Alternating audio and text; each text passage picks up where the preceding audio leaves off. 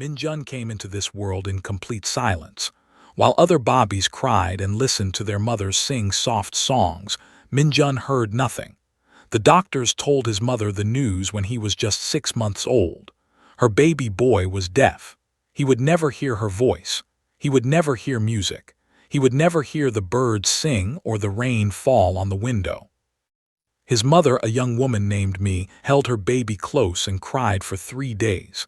She was alone in the world. Minjun's father had left before the baby was born. Now she had to raise a deaf child by herself in a small apartment in Seoul, South Korea. She had no money. She had no family to help her.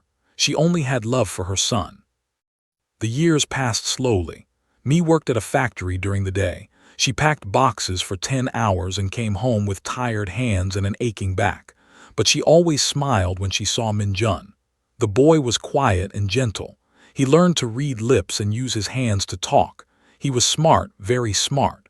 But there was something sad in his eyes. He felt different from other children. He felt alone. When Minjun was 5 years old, something strange happened. Mi took him to the community center near their apartment. It was an old building where people came to read books, play games, and spend time together. In the corner of the main room, there was an old piano. It was brown and dusty. Many of the keys were yellow with age. Nobody played it anymore. Minjun saw the piano and stopped walking. He stood very still and looked at it like he was seeing something magical. Mi tried to pull his hand, but he would not move. He walked slowly toward the piano and touched it with his small fingers. He could not hear anything, but he felt something. When he pressed a key, he felt a small vibration move through his fingers. It traveled up his arm and into his chest. It was like a heartbeat. It was like the piano was alive and talking to him in a language only he could understand. Minjun pressed another key, then another. Each one sent different vibrations through his body. Some were deep and strong. Some were light and soft. He did not know what music sounded like, but he could feel it, and feeling it was enough. Mi watched her son with wide eyes. She did not understand what was happening. How could a deaf boy be interested in a piano? Music was for people who could hear. Everyone knew that. But she saw the look on Minjun's face. His eyes were bright. He was smiling for the first time in months. She did not have the heart to pull him away. From that day on, Minjun went to the community center every chance he got. He would sit at the old piano for hours. He pressed the keys one by one and felt the vibrations. He put his hands flat on the wooden body of the piano and felt it shake when he played. He put his ear against the wood, not to hear, but to feel the movement deep inside. The other people at the community center thought he was strange. They whispered to each other and pointed at him. "That poor deaf boy," they said. "He does not know that he cannot hear the music. Someone should tell him to stop.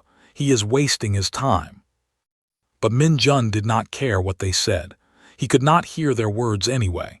He only cared about the piano. It was his friend.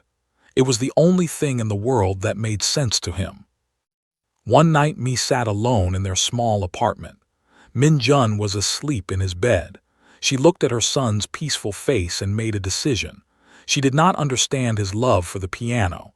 She did not know if a deaf boy could ever learn to play music. But she knew one thing. She had to try to help him. The next morning, Mi took Minjun to a music academy across the city. It was a beautiful building with large windows and polished floors. Inside, she could hear the sound of pianos and violins. Students walked by with instrument cases. Teachers spoke in serious voices about scales and compositions. Mi felt small and poor in her factory uniform, but she held Minjun's hand tight and walked to the front desk. She explained that her son wanted to learn piano. The woman at the desk looked at Minjun and smiled. "How old is he?" she asked. 5 years old, Mi said. "That is a good age to start. Does he have any experience?" Mi paused. "He plays at the community center, but there is something you should know. My son is deaf." The woman's smile disappeared. She looked at me like she was joking. Then she looked at Minjun. The boy was looking around the room with curious eyes. He could not hear the beautiful music filling the halls. "I am sorry," the woman said, "but we cannot teach a deaf child. Piano is about listening. It is about hearing the notes and understanding the sound. A child who cannot hear cannot learn music. It is impossible." Mi felt her heart break, but she did not give up. She took Minjun to another academy.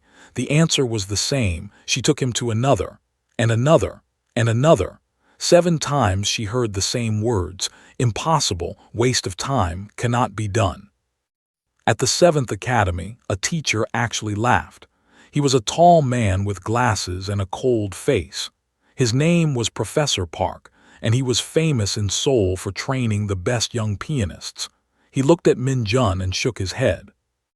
"This is a joke, right?" Professor Park said. "You want me to teach a deaf boy to play piano? Music is sound. Sound is what we hear. A deaf person cannot understand music. It is like asking a blind person to paint the sunset. It is not possible." Some of the students nearby heard him and laughed too. They pointed at Minjun and whispered to each other. Mi felt tears burn in her eyes. She wanted to scream at them. She wanted to tell them that her son was special, but no words came out. She took Minjun's hand and turned to leave, but Minjun did not move. He was looking at the grand piano in the center of the room. It was the most beautiful piano he had ever seen. It was black and shiny. The keys were white as snow. Minjun walked toward it. Professor Park and the students watched with confused faces. The little deaf boy sat down on the bench. He put his hands on the keys. He closed his eyes.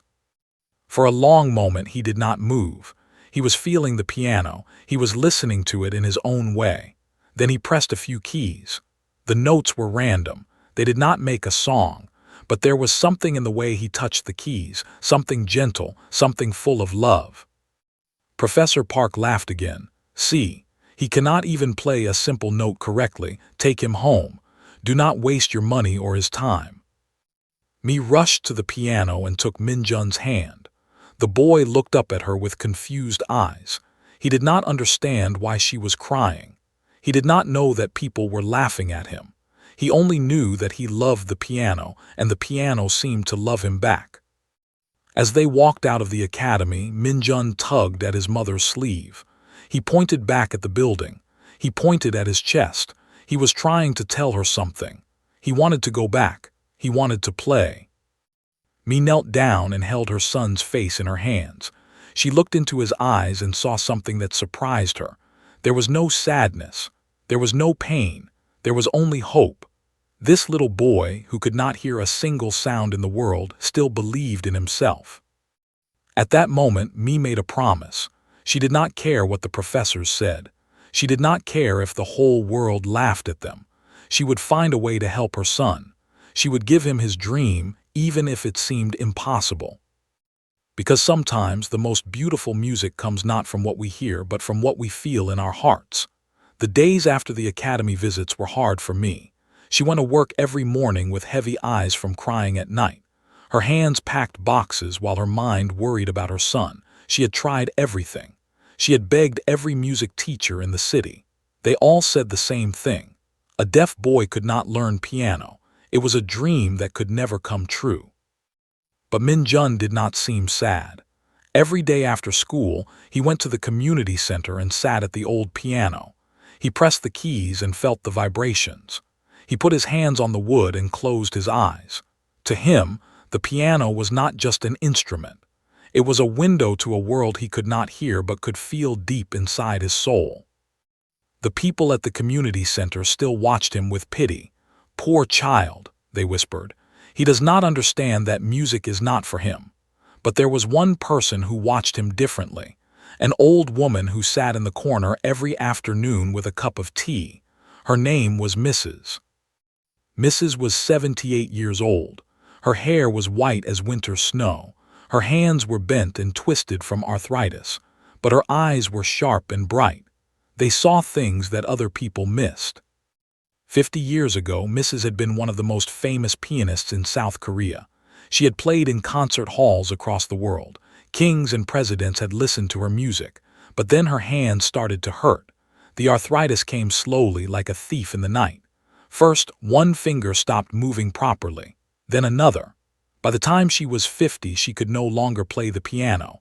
Her career was over. Her heart was broken. For 30 years, Mrs. had stayed away from pianos. The sight of them made her too sad. But then she started coming to the community center for something to do, and that is where she saw Min Jun. At first, she thought like everyone else, poor deaf boy, does not know he cannot hear the music. But then she watched him more closely. She saw how he touched the keys with such gentle care. She saw how he pressed his hands against the wood to feel the vibrations. She saw the look on his face. It was the same look she used to have when she played, pure love, complete joy. One afternoon, Mrs. moved her chair closer to the piano. Min Jun did not notice her. His eyes were closed and his fingers were pressing the keys one by one. She watched his hands. They were small and soft, the hands of a child, but they moved with a natural grace that she had seen in very few people in her long life. Mrs. waited until Min Jun finished. When he opened his eyes, she waved at him. The boy looked at her with curious eyes. She pointed at herself and then at the piano. She made a playing motion with her twisted fingers. Min Jun seemed to understand. He nodded and moved to one side of the bench. Mrs. sat down slowly.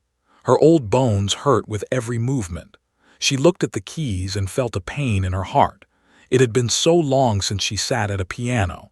She did not know if her broken hands could still play. But this was not about her. This was about the boy.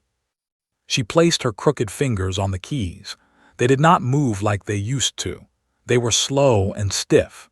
But she pressed a few keys and played a simple tune. It was a children's song that her mother used to sing to her long ago. Min Jun watched her hands with wide eyes. Then he did something that surprised her.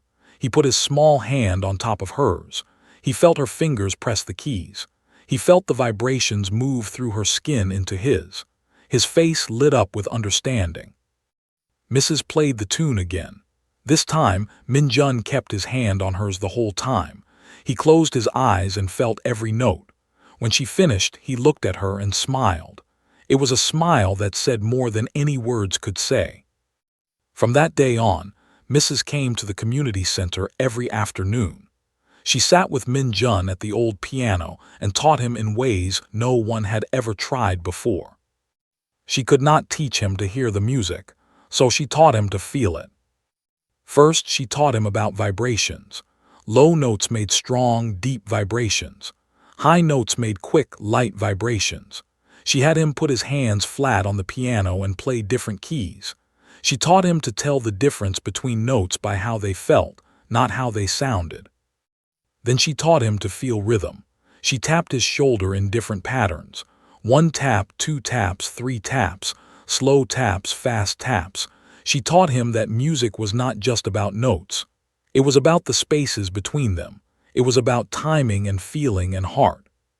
She also used colors. She put colored stickers on the keys. Red for low notes, blue for middle notes, yellow for high notes. She drew pictures of music, turning sounds into shapes and colors that Min Jun could see and understand. But the most important thing she taught him was to listen with his body. She made him put his hands on her throat while she hummed. He felt the vibrations of her voice. He felt how they changed when she hummed higher or lower. She made him sit on the piano bench and feel the vibrations through the wood. She made him take off his shoes and feel the vibrations through the floor. Music is not just in your ears, she told him through writing and hand signs. Music is in your whole body. It is in your skin. It is in your bones. It is in your heart. You do not need to hear music to feel it. You just need to open yourself to it. Min Jun worked harder than any student Mrs. had ever taught. Every day, he practiced for hours. His small fingers grew stronger. His sense of touch grew sharper. He learned to feel the tiniest vibrations. He learned to tell the difference between notes that even some hearing people could not tell apart. Mi watched all this with amazement. At first she was worried. Who was this old woman teaching her son? Could she be trusted? But then she saw the change in Min Jun. He was happier than she had ever seen him. He walked with his head high. He smiled all the time. And when he sat at the piano, he looked like a different person. He looked like he belonged there. One evening, Mi went to the community center to pick up Min Jun. She found him sitting at the piano alone. Mrs. was watching from her chair with tears in her eyes. Mi stopped at the door and watched. Min Jun was playing, not just pressing random keys. He was playing a real song. His fingers moved smoothly across the keys. The notes flowed together like water in a stream. It was simple music, just a basic melody. But it was beautiful. It was the most beautiful thing Mi had ever heard. She covered her mouth with her hands. Tears ran down her face. Her deaf son, the boy everyone said could never learn music, was playing the piano, really playing it, not perfectly, not like a master, but playing with his whole heart. When Min Jun finished, he turned around and saw his mother crying. He looked worried. He thought he had done something wrong, but Mi ran to him and hugged him tight. She held him so close that he could feel her heart beating against his chest. Mrs. walked over slowly. She put her twisted hand on Mi's shoulder. "Your son has a gift," she said, her voice shaking with emotion. "He cannot hear like other people, but he feels music in a way that most hearing people never will. I have taught many students in my life, famous pianists, concert performers. None of them had what your son has. He has a soul that speaks through music." Mi looked at the old woman and took her hand. "Thank you," she whispered.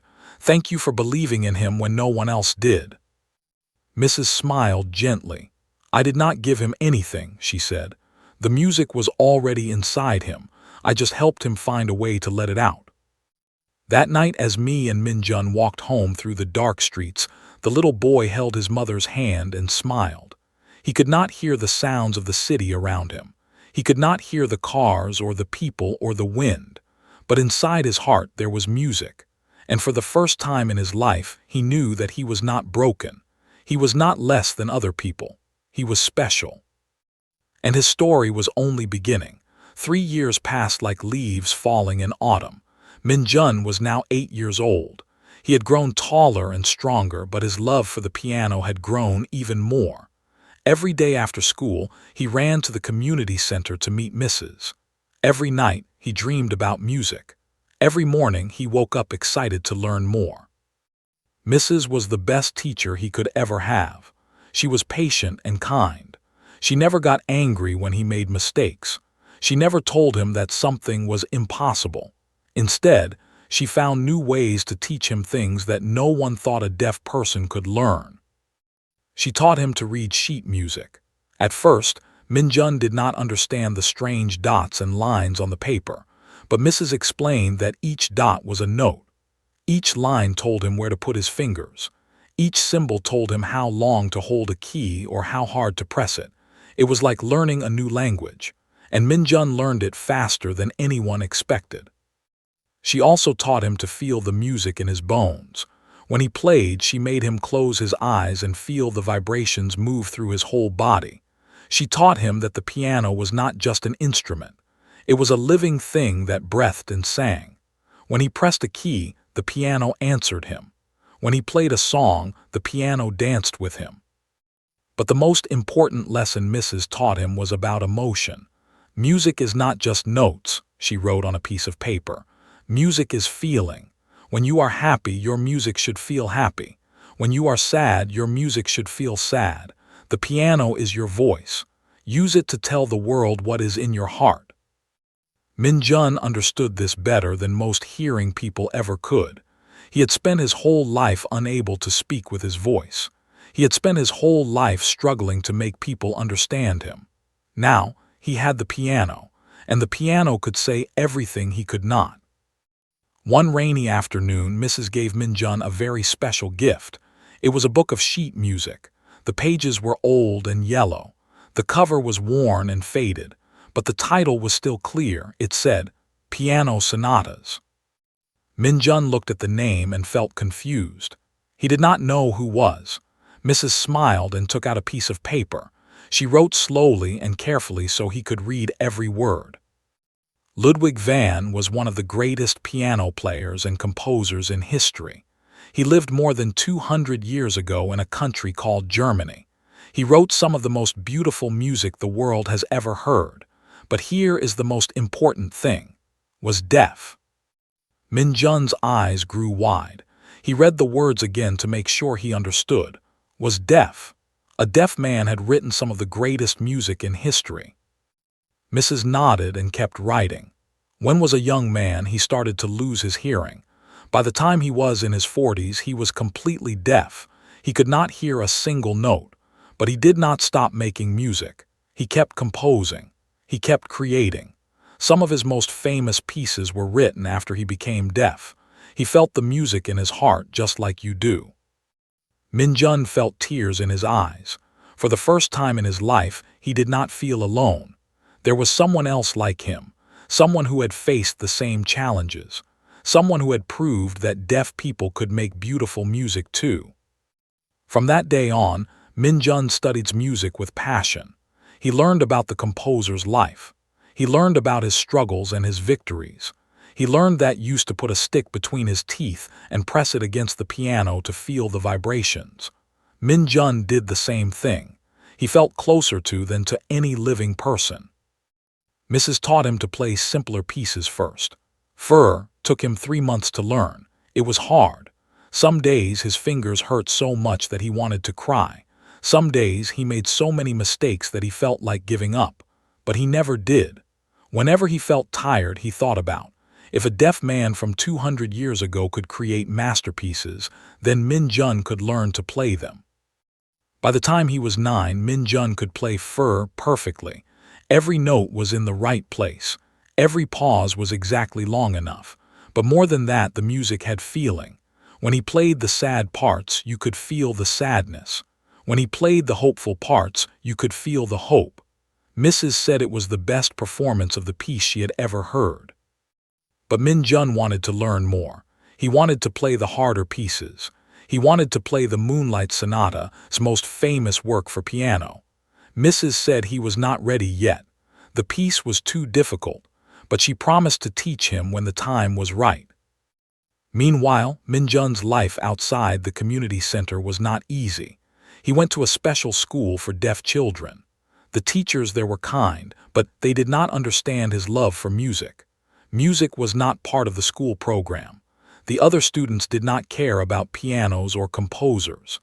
They thought Min Jun was strange for spending all his time at the community center. Some of the children were mean to him. They made fun of his dream. "You think you can play piano?" one boy signed to him. "You are deaf. Deaf people cannot play music. Stop pretending to be something you are not." Min Jun did not answer. He just walked away and went to the community center. The piano was waiting for him. Mrs. was waiting for him. That was all that mattered. His mother, Mi, worried about him. She worked long hours at the factory, but she always made sure to ask about his day. She knew he was lonely at school. She knew the other children did not understand him. But she also saw how happy the piano made him.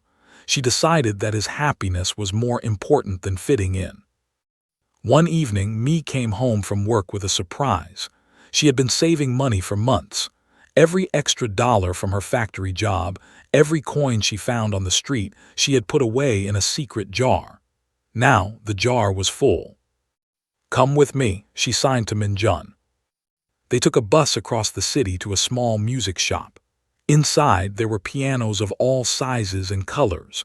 Big grand pianos, small upright pianos, old pianos and new pianos. Min Jun looked around with wonder in his eyes. Mi talked to the shop owner. She pointed at a small, used piano in the corner. It was not beautiful. The wood was scratched. Some of the keys were a little yellow. But when Min Jun sat down and played a few notes, he felt the vibrations perfectly. The piano had a good soul. "We will take this one," Mi said. That night, 2 men brought the piano to their small apartment. It barely fit in the living room. There was almost no space to walk around it, but Min Jun did not care. He finally had his own piano. He could practice any time he wanted. He could play in the middle of the night. He could feel the music whenever his heart needed it.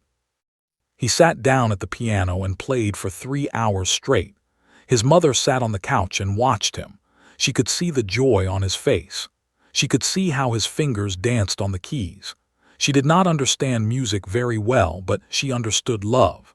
And her son loved this piano more than anything in the world. When Minjun finally stopped playing, he turned to his mother. His eyes were wet with tears. He signed to her with shaking hands. "Thank you, Mother.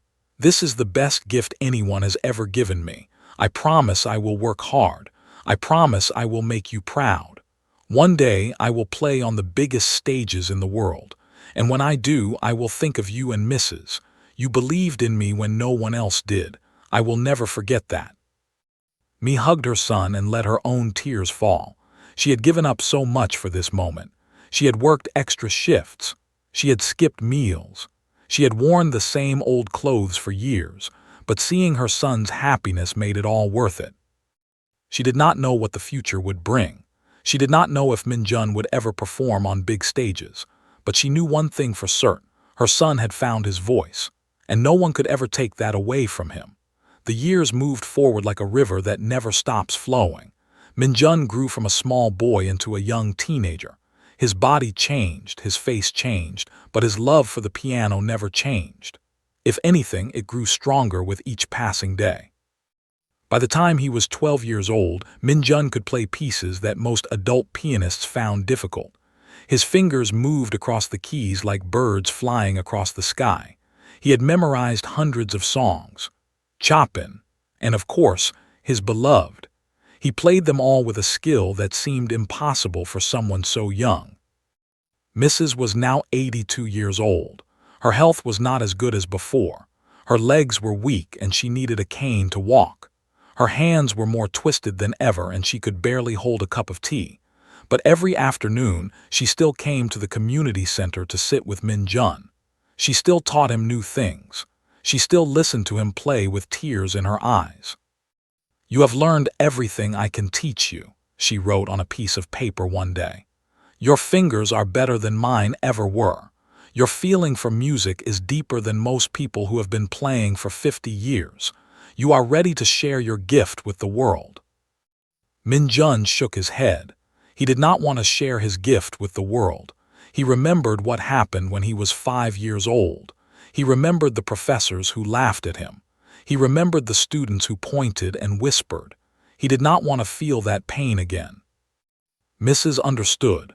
She patted his hand gently and did not push him, but she hoped that one day he would find the courage to show people what he could do. Minjun's life became a secret one. During the day, he went to school like a normal student. He sat in class and learned math and science and history.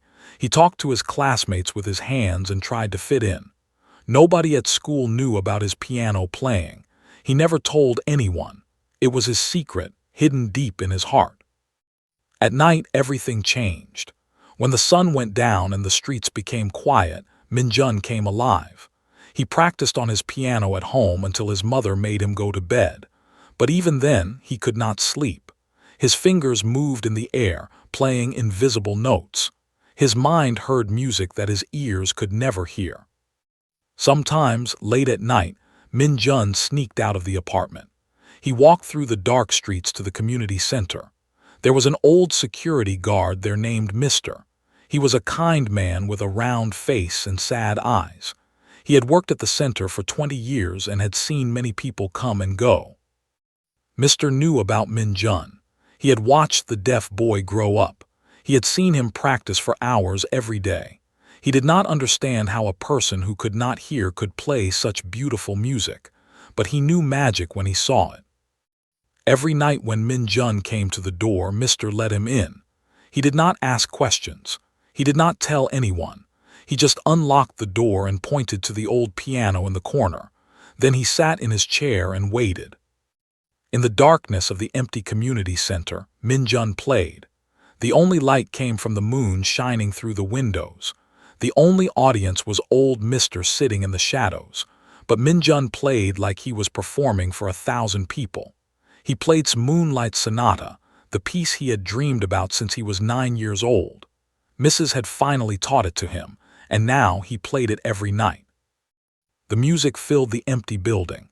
It echoed off the walls and ceiling. It floated out the windows and into the street. Mr. sat in his chair and let the tears fall down his wrinkled cheeks. He did not know much about classical music. He had never been to a concert in his life, but he knew that what he was hearing was special. It was the kind of music that touched your soul and stayed there forever. How, Mr. sometimes wondered to himself. How can a boy who has never heard a single sound play music that makes an old man cry? He did not have an answer. Some things in life cannot be explained. They can only be felt. Min-jun's mother knew about his late-night visits to the community center. At first, she was angry. She worried about him walking alone in the dark streets. She worried about his health. He needed sleep to grow strong. But then one night she followed him. She hid in the shadows outside the community center and watched through the window. She saw her son sit at the piano. She saw him close his eyes. She saw his fingers begin to move. And she heard the music. Mi had heard Min-jun play many times before, but this was different. In the silence of the night, with no one watching, her son played with a freedom she had never seen. It was like watching a bird being released from a cage.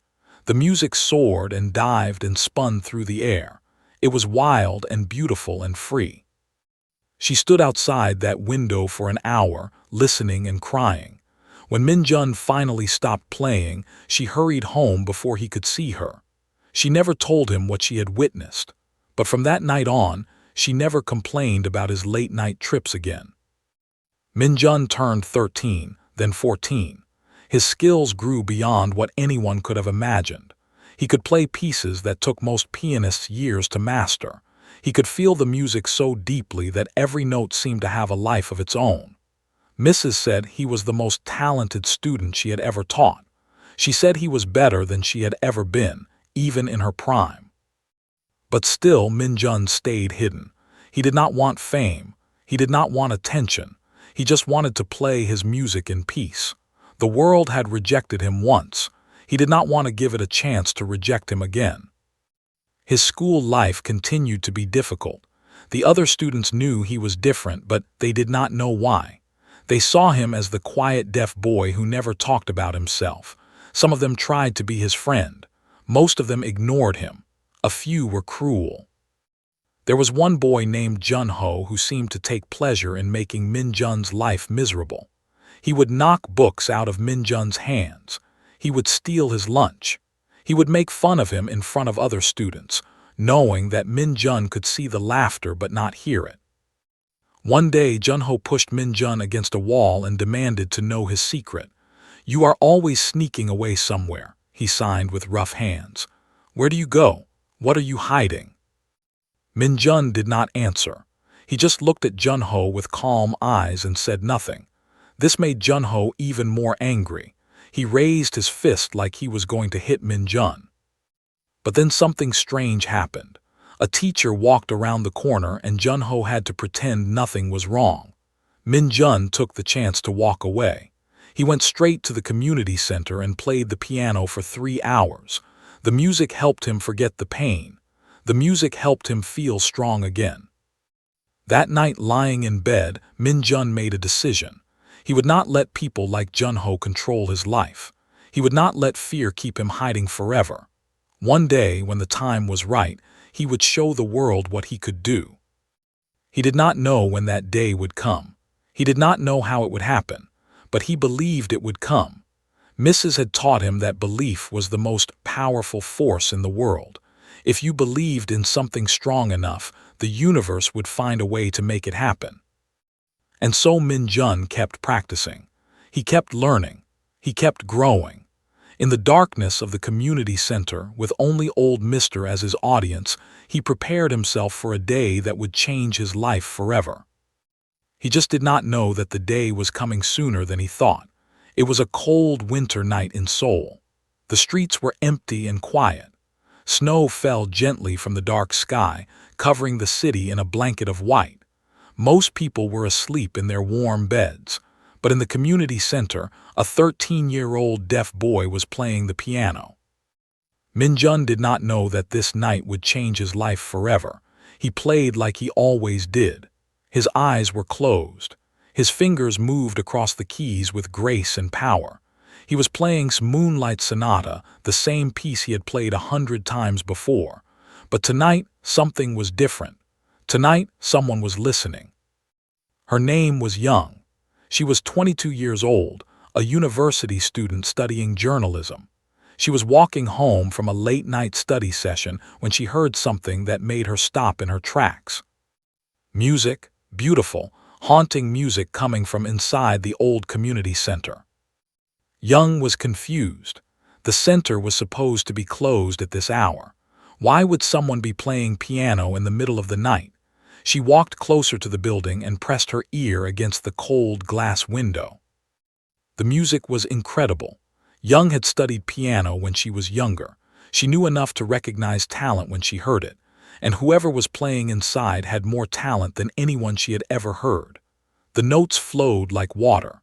The melody rose and fell like waves in the ocean. There was so much emotion in every sound. It was as if the piano was crying and laughing and dreaming all at once. Without thinking, Young took out her phone. She pressed it against the window and started recording. She recorded for 3 minutes, capturing the mysterious pianist playing in the darkness. When the music stopped, she quickly hid behind a car. She watched as a young boy came out of the building, said goodbye to an old security guard, and walked away into the snowy night. Young looked at her phone. The recording was not perfect. There was some noise from the wind. The video was dark and unclear, but the music came through loud and clear. She knew she had captured something special. That night she could not sleep. She listened to the recording over and over again. She thought about the young boy she had seen leaving the building. Who was he? How could someone so young play with such skill and feeling? The next morning, Young made a decision.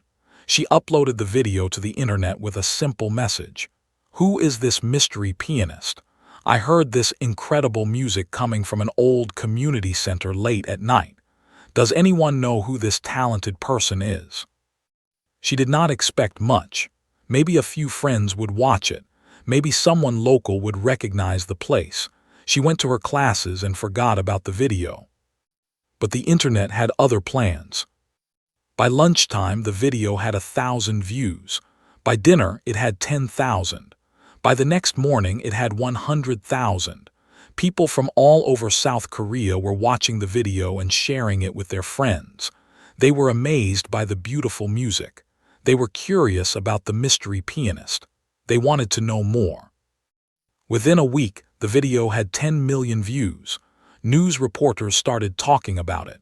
Music critics started analyzing it. Famous pianists watched the video and said they had never heard such emotional playing. The whole country was trying to find out who the mystery pianist was. Young became famous overnight.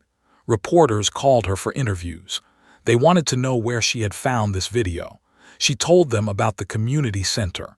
She told them about the snowy night. She told them about the young boy she had seen leaving the building. The reporters went to the community center. They found old Mr. the security guard. At first, he did not want to talk. He wanted to protect Minjun's secret. But the reporters kept asking questions. They showed him the video. Finally, Mr. gave in. His name is Minjun, Mr. said with tears in his eyes. He is 13 years old. He comes here every night to play the piano. He has been doing it for years. He is the most talented person I have ever seen. The reporter asked the obvious question. Why does he play alone at night? Why doesn't he perform in public? Mr.'s answer shocked everyone who heard it. Because he is deaf. Minjun was born deaf. He has never heard a single sound in his life. But somehow he taught himself to feel the music. He cannot hear what he plays, but he can feel it through his fingers and his body. He is a miracle. The news spread like wildfire. A deaf boy playing piano, playing better than people who had been studying for decades. It seemed impossible. It seemed like a lie. But the video was real. The music was real. And soon the whole world wanted to know more about the deaf boy with the magical hands. Minjun's life was turned upside down in a single day. He woke up one morning to find reporters standing outside his small apartment. Cameras flashed in his face. People shouted questions at him. His mother tried to protect him, but there were too many people. At school, everyone suddenly knew his secret. Students who had ignored him for years now wanted to be his friend. Junho, the bully who had tormented him, apologized and said he always knew Minjun was special. Teachers looked at him with new eyes. The whole world had changed overnight. Minjun did not know how to feel. Part of him was scared. He had kept his piano playing secret for so long. Now everyone knew. He felt exposed, like a turtle without its shell. He worried that people would laugh at him again, like Professor Park had done when he was 5 years old. But part of him felt free. For years he had hidden his gift in the darkness. Now it was out in the light. He did not have to pretend anymore. He did not have to be the quiet boy who nobody understood.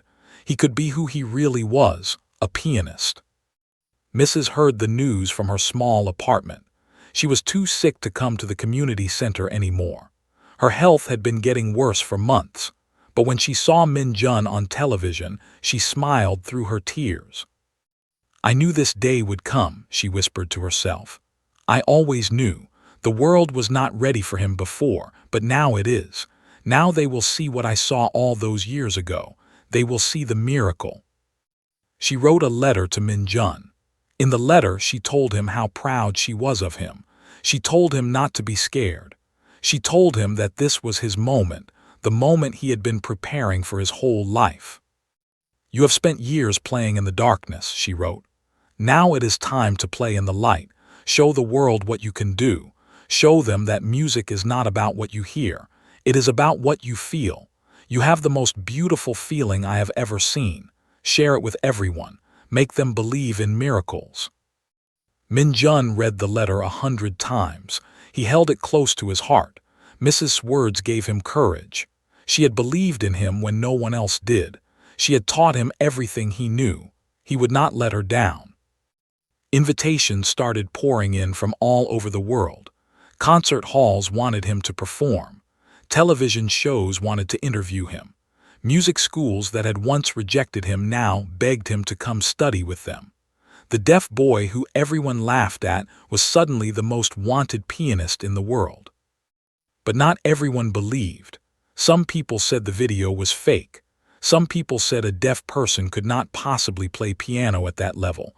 Some people said Minjun was lying about being deaf. The doubters were loud and cruel. They posted angry messages online. They wrote articles calling Minjun a fraud. Among the doubters was one familiar face. Professor Park, the same man who had laughed at 5-year-old Minjun, appeared on television. He looked at the camera with a serious expression and said words that cut like knives. "This is impossible," Professor Park declared.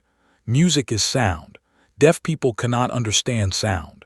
Therefore, deaf people cannot play music at a high level. This boy is either not really deaf or someone else is playing while he pretends. I have been teaching piano for 40 years. I know what is possible and what is not. This is not possible." Minjun saw the interview. He saw Professor Park's face. He remembered that day long ago when the same man had laughed at him and sent him away. The memory hurt, but this time Minjun did not feel sad. He felt determined. He would prove them all wrong. He would show the world that impossible was just a word that afraid people used. He would play the piano like no one had ever played before. And he would do it for his mother, for Mrs., for Mr., and for every person who had ever been told they could not achieve their dreams. The deaf boy was ready to make history. The weeks after the video went viral were the hardest of Minjun's life. Every day brought new challenges. Reporters followed him everywhere. Strangers stopped him on the street. Some people smiled and wished him well.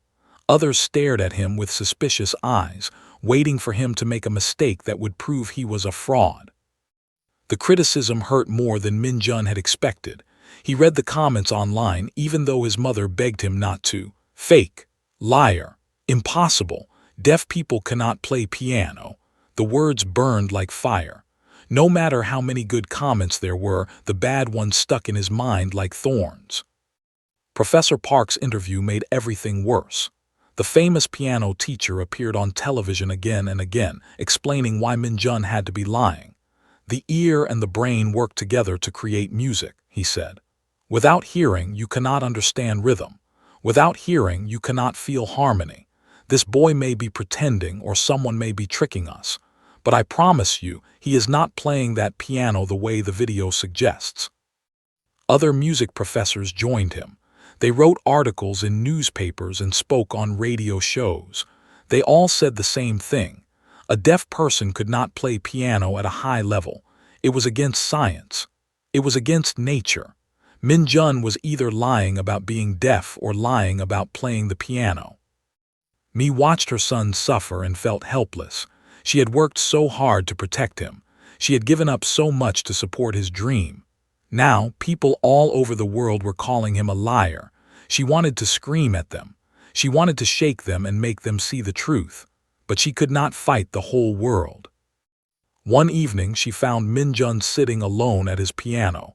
He was not playing. He was just staring at the keys with empty eyes. She sat down next to him and took his hand. "Are you okay?" she signed. Minjun shook his head. "I do not know what to do," he signed back. "No matter what I say, they do not believe me. They think I am lying. They think I am a fraud. Maybe I should just give up. Maybe I should go back to being invisible." Mi felt her heart break. She remembered the little boy who used to press his hands against the piano at the community center. She remembered the light in his eyes. She could not let that light go out. "Do you remember what Mrs. told you?" she signed. "She said you have a gift. She said your feeling for music is deeper than most hearing people ever experience. The people who doubt you have never sat with you at the piano. They have never felt what you feel. They are speaking from ignorance, not knowledge." Minjun looked at his mother with tears in his eyes. "But what can I do? I cannot make them believe me. I cannot open their ears and show them what I hear in my heart." Mi smiled gently. "No, you cannot make them listen, but you can make them watch. You can play the piano in front of them. You can show them with your own hands that your gift is real. Let your music speak louder than their words." That night, an email arrived that would change everything. It was from the Vienna Concert Hall, one of the most famous music venues in the world. For hundreds of years, the greatest pianists in history had performed there. The hall wanted to invite Minjun to give a solo performance. It would be broadcast live on television and the internet. Millions of people around the world would watch. But there was more. A panel of the world's most respected piano professors would be in the audience. They would watch Minjun play and judge whether his skills were real. If he passed their test, nobody would ever doubt him again. If he failed, his reputation would be destroyed forever. Mi showed the email to Minjun. His hands trembled as he read it. This was his chance to prove himself. This was his moment to silence the doubters. But the thought of playing in front of so many people terrified him. He had spent years playing in secret with only Mr. and Mrs. as his audience. Could he perform in front of millions? He went to visit Mrs. at her apartment. She was very sick now. She spent most of her days in bed, too weak to move. But when she saw Minjun walk through the door, her face lit up with joy. He told her about the invitation from Vienna. He told her about his fears. He told her that he did not know if he was ready. Mrs. listened carefully. When he finished, she reached out with her twisted hand and touched his face. Then she picked up her pen and wrote slowly on a piece of paper. "I have waited my whole life for this moment," she wrote.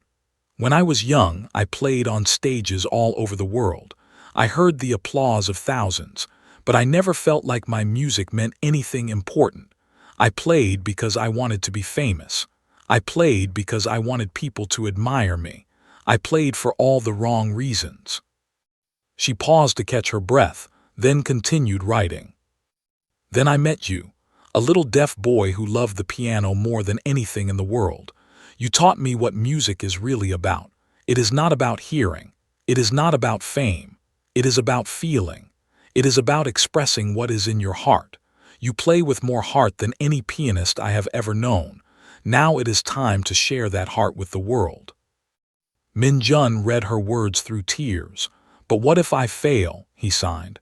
"What if I make mistakes? What if they laugh at me again?" Mrs. shook her head. She wrote one more sentence on the paper. "The only way to fail is to never try. Go to Vienna, play your music. And remember, no matter what happens, I will be proud of you. Your mother will be proud of you, and wherever he is will be proud of you too." Min Jun hugged Mrs. gently. He could feel how thin and fragile she had become. He knew she did not have much time left, but her spirit was as strong as ever. Her belief in him was unshakable. He made his decision. He would accept the invitation. He would go to Vienna. He would play in front of the whole world. The next 3 months were the most intense of Min Jun's life. He practiced 8 hours every day.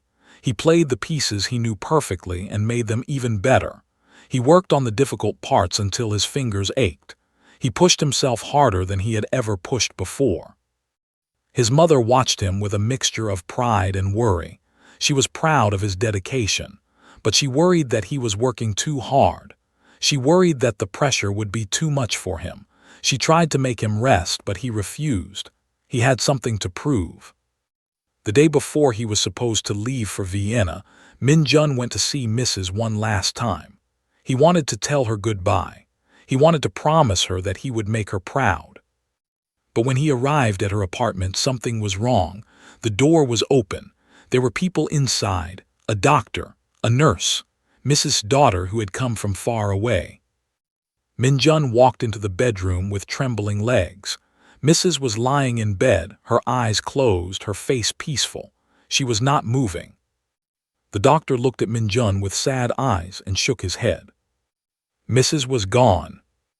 Min Jun fell to his knees beside her bed. He took her twisted hand in his and pressed it against his cheek. The hand that had taught him to play. The hand that had guided his fingers. The hand that had never stopped believing in him. Tears poured down his face. His heart felt like it was being torn apart. The woman who had given him everything was gone, and she would never see him play in Vienna. That night Min Jun almost canceled the trip. The grief was too heavy. The pain was too strong. How could he play when his heart was broken? But then he remembered Mrs.'s words. The only way to fail is to never try. She had spent her last months preparing him for this moment. She had used her final strength to encourage him. If he gave up now, he would be betraying everything she had done for him. He would go to Vienna, he would play, and he would play for her. With his mother by his side, Min Jun boarded the plane. He watched Seoul disappear below the clouds. Somewhere down there, Mrs. was at peace. Somewhere down there, old Mr. was probably crying at the community center. Somewhere down there, a scared little boy had once pressed his hands against an old piano and felt something magical. That little boy was going to Vienna, and he was going to change the world. Vienna was the most beautiful city Min Jun had ever seen. The buildings were tall and old, covered with decorations that looked like art. The streets were clean and wide. Everywhere he looked, there was history. This was the city where had lived. This was the city where had played. This was the city where some of the greatest music in history had been created. But Min Jun did not have time to enjoy the beauty. He was too nervous. The concert was in 2 days, and he felt like his heart was going to explode from fear.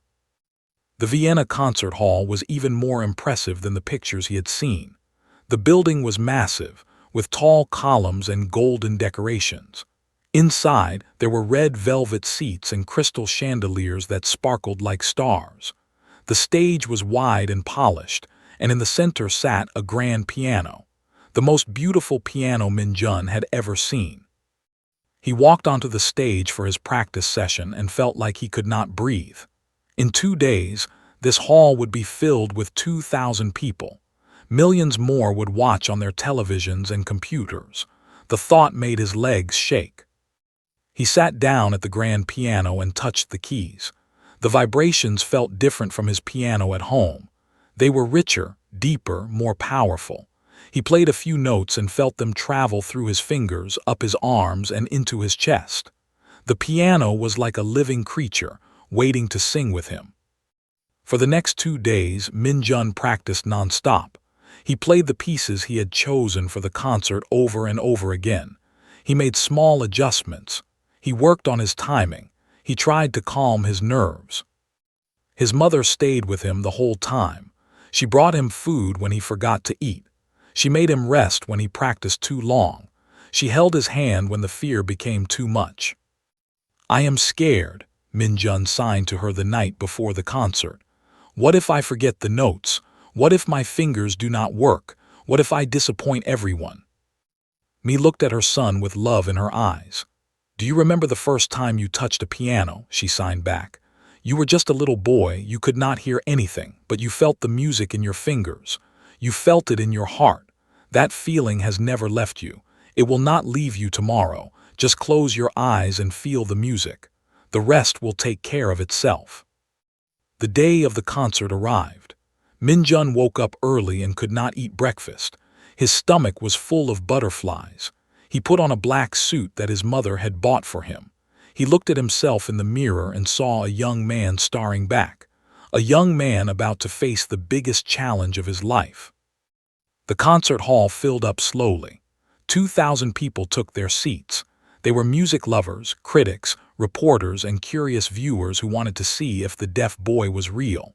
In the front row sat the panel of piano professors from around the world. They were the best in their field. They had trained some of the greatest pianists alive. They were here to judge whether Min-jun was a genius or a fraud. Among them sat Professor Park. He had flown from Seoul to Vienna just for this moment. He still believed Min-jun was lying. He was certain that tonight the truth would be revealed. The deaf boy would fail, and Professor Park would be proven right. Backstage, Min-jun stood in the darkness and listened to his heart pound. He could not hear the crowd talking. He could not hear the music playing before his performance. He could only feel the vibrations of thousands of feet shifting on the floor. He could only feel the energy of so many people waiting. His mother stood beside him. She took his hand and squeezed it tight. "Mrs. is watching you," she signed. "I can feel her. She is here with us." Min-jun closed his eyes and thought of his teacher. He thought of her twisted hands showing him how to feel the music. He thought of her patient smile when he made mistakes. He thought of her tears when he finally played without a single error. She had believed in him more than anyone. Tonight, he would play for her. A man with a headset came backstage and tapped Min-jun on the shoulder. It was time. Min-jun walked out onto the stage. The lights were blinding. He could not see the faces in the crowd. He could only see the piano waiting for him in the center of the stage. He walked toward it slowly, his footsteps echoing in the massive hall. The audience was silent. 2,000 people held their breath. Millions of viewers around the world leaned closer to their screens. In the front row, Professor Park crossed his arms and waited. Min-jun sat down at the piano. He placed his hands on the keys. He could feel the instrument breathing beneath his fingers. He could feel the eyes of the world upon him. For a long moment, nothing happened. Min-jun sat perfectly still, his eyes closed, his hands resting on the keys. Some people in the audience started to whisper. Was something wrong? Was he frozen with fear? But Min-jun was not frozen. He was preparing. He was blocking out everything except the piano. He was finding the place inside himself where the music lived. He was connecting with the instrument the way Mrs. had taught him. Then he began to play. The first notes of Chopin's Ballade No. 1 filled the concert hall. It was a piece that many professional pianists found too difficult to perform. It was full of complex passages and emotional turns. It was the kind of piece that separated good pianists from great ones. From the first second, the audience knew they were witnessing something special. Min-jun's fingers moved across the keys with impossible grace. The music flowed like a river, sometimes gentle, sometimes wild, always beautiful. There were no mistakes. There were no hesitations. Every note was exactly where it should be. But it was not just the technical skill that amazed the audience. It was the feeling. Every note carried emotion. The sad parts made people cry. The happy parts made people smile. The dramatic parts made people hold their breath. It was as if Min Jun was telling a story with his fingers. A story of pain and hope, of struggle and triumph, of silence and sound. In the front row, the piano professors leaned forward in their seats. They had heard hundreds of performances of this piece. They had never heard anything like this. Their faces showed shock, confusion, and slowly, wonder. Professor Park's arms had uncrossed. His confident smile had faded. He stared at Min Jun with wide eyes, unable to believe what he was seeing. The boy he had laughed at, the boy he had called a fraud. The boy was playing with more skill and feeling than Professor Park himself had ever achieved. The piece lasted 12 minutes. Min Jun played every second perfectly. When the final notes faded into silence, he sat motionless at the piano, his eyes still closed, his hands still resting on the keys. The audience was silent for a long moment. Nobody moved, nobody breathed. Then someone in the back row started to clap.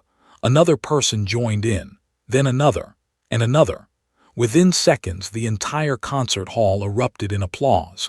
2,000 people rose to their feet. They clapped until their hands hurt. They shouted words that Min Jun could not hear but could feel through the vibrations in the floor. The standing ovation lasted 11 minutes. 11 minutes of pure, joyful noise. People were crying. People were hugging each other. Even the strict piano professors were on their feet, clapping with tears in their eyes. Min Jun finally opened his eyes. He saw the crowd standing. He saw the hands moving. He felt the floor shaking with the force of their applause. He did not know what they were saying, but he understood what it meant. They believed him. They believed in him. He stood up and bowed. The applause grew even louder. He looked at the front row and saw Professor Park standing with the others. The old man's face was wet with tears. He was clapping harder than anyone else. Backstage, Mi was crying so hard she could barely stand. A kind stranger held her up and handed her tissues. Her son had done it. Her deaf boy had shown the whole world what he could do. In a small apartment in Seoul, old Mr. watched the concert on his television. He cried like a baby, just as he had cried all those nights in the community center. "I knew it," he whispered to himself. "I always knew." And somewhere, maybe in heaven, maybe in the music itself, Mrs. was smiling. Her student had become everything she had dreamed he would be. Her belief in him had been proven right. The deaf boy had shocked the entire world. The concert was over, but Min Jun's story was just beginning. The morning after the concert, Min Jun woke up in his Vienna hotel room to a changed world. His phone had hundreds of messages. News websites around the planet had his picture on their front pages. People everywhere were talking about the deaf boy who played piano like an angel. The video of his performance had already been watched 50 million times. Musicians, critics, and ordinary people all said the same thing. They had never seen anything like it. They had never felt so moved by music. They had witnessed history. Professor Park asked to meet with Min Jun that same day. They sat together in a quiet room in the concert hall, just the two of them and Min Jun's mother. The old professor's face was different now. There was no pride in his eyes. There was no arrogance. There was only regret. "I owe you an apology," Professor Park said through a sign language interpreter. His voice was shaking. "When you were a little boy, I laughed at you. I told you that music was impossible for a deaf person. I closed my mind because I thought I knew everything. I was wrong." He paused and took a deep breath. "Last night I watched you play and I understood something important. I have spent my whole life teaching people about music. I thought I knew what music was, but I did not know. You showed me that music is not about the ears. It is about the soul. Your soul speaks through the piano in a way that most hearing people will never achieve. You are not just a talented pianist. You are a genius. You are the most remarkable musician of your generation." Minjun listened to the interpreter and felt something melt inside him. For 8 years, he had carried the memory of Professor Park's laughter. It had haunted him. It had made him hide his gift. Now, that same man was apologizing with tears in his eyes. Minjun reached out and took Professor Park's hand. He did not need an interpreter to say what he wanted to say. His eyes said it all. He forgave him. In the weeks that followed, Minjun received invitations from all over the world. The best music schools wanted him to study with them. Concert halls in New York, London, Tokyo, and Paris wanted him to perform. Record companies wanted to sign him. Television shows wanted to interview him. For a while, Minjun's life was a whirlwind of travel and performances. He played in the most beautiful halls on earth. He met famous musicians who had been his heroes since childhood. He won awards and received honors that would have seemed impossible just months before. But something was missing. Minjun felt lost in the bright lights and loud applause. He missed the quiet nights at the community center. He missed playing for no one but himself and old Mister. He missed the simple joy of feeling the music without anyone watching. One evening, after a concert in New York, Minjun sat alone in his hotel room and thought about his life. He had achieved everything he had ever dreamed of. He had proven the doubters wrong. He had made Mrs. proud, but he was not happy. Fame and success were not what he had been looking for. He thought about all the deaf children in the world. Children like him, who loved music but were told they could never be part of it. Children who were laughed at and rejected. Children who were forced to give up their dreams before they even started. He thought about Mrs. and how she had changed his life. She had seen something in him that no one else could see. She had given him a chance when everyone else said it was impossible. Without her, he would have been just another deaf boy who never got to touch a piano. Minjun made a decision. He would use his success to help others. He would give deaf children the same chance that Mrs. had given him. He returned to Seoul and used his savings to buy a building in the old neighborhood where he had grown up. It was not far from the community center where everything had started. He turned the building into a music school for deaf children. He called it the Mrs. School of Music. The school was different from any music school in the world. There were no hearing tests. There were no rejections. Any deaf child who wanted to learn music was welcome. Minjun hired teachers who understood that music was about feeling, not hearing. He developed special teaching methods based on what Mrs. had taught him. Students learned to feel vibrations through their fingers, their bodies, and their feet. They used lights and colors to understand rhythm. They put their hands on instruments and felt the music flow through the wood and metal. They learned that their ears might not work, but their hearts could still hear. The first class had only 12 students. Some of them had never touched an instrument before. Some of them had been told their whole lives that music was not for them. But Minjun saw the same light in their eyes that Mrs. had seen in his. He knew that with patience and love they could learn. And they did learn. Over the years, the school grew bigger and bigger. Students came from all over South Korea, then from other countries. Some of them became professional musicians. Some of them just learned to play for their own joy. All of them discovered that being deaf did not mean being silent. Minjun continued to perform around the world, but his heart was always in Seoul, at his school. He spent most of his time teaching the children, just as Mrs. had taught him. He sat with them at the piano and guided their small fingers over the keys. He watched their faces light up when they felt the vibrations for the first time. He cried tears of joy when they played their first complete song. Years passed.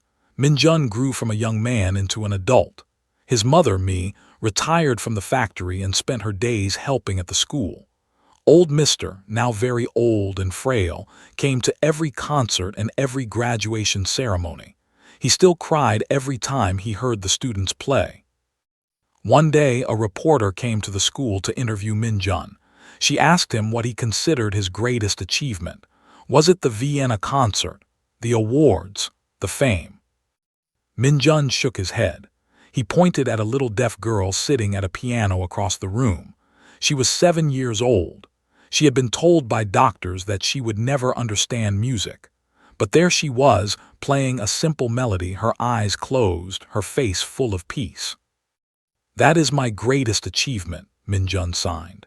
"Every child who learns that their dreams are possible, every child who discovers that their disability does not define them, every child who finds their voice through music.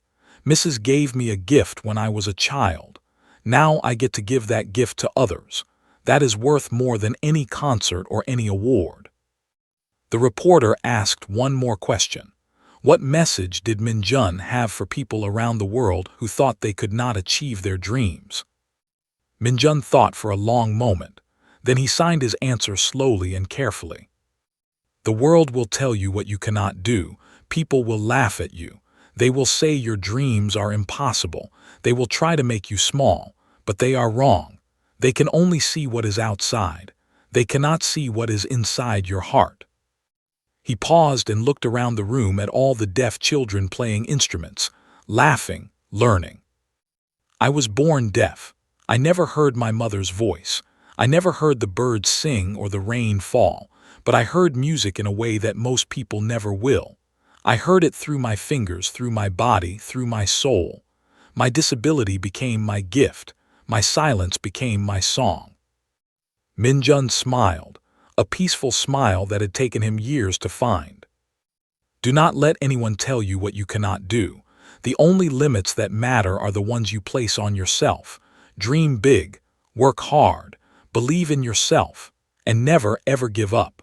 Because sometimes the most beautiful music comes from the quietest places, and sometimes the people they laugh at are the ones who change the world. Outside the school, the sun was setting over Seoul. The sky was painted in shades of orange and pink and gold. In the music room, a dozen deaf children played their instruments together. The vibrations filled the building, traveled through the walls, and floated out into the street.